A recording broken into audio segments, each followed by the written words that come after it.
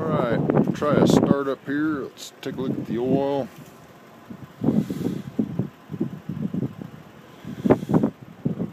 Yeah, it needs a little bit of oil, looks good.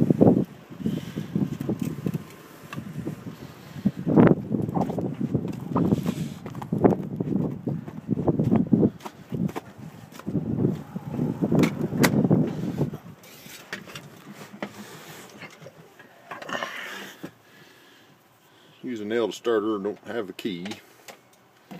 Let's see.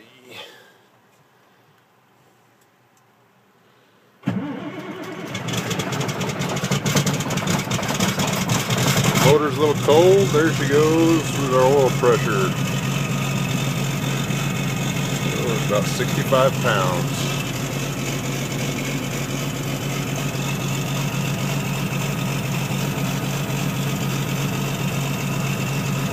14 volts,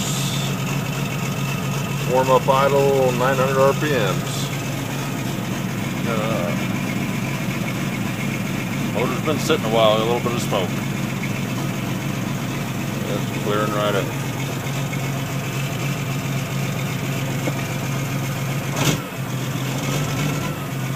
Well, let her run, see what it does.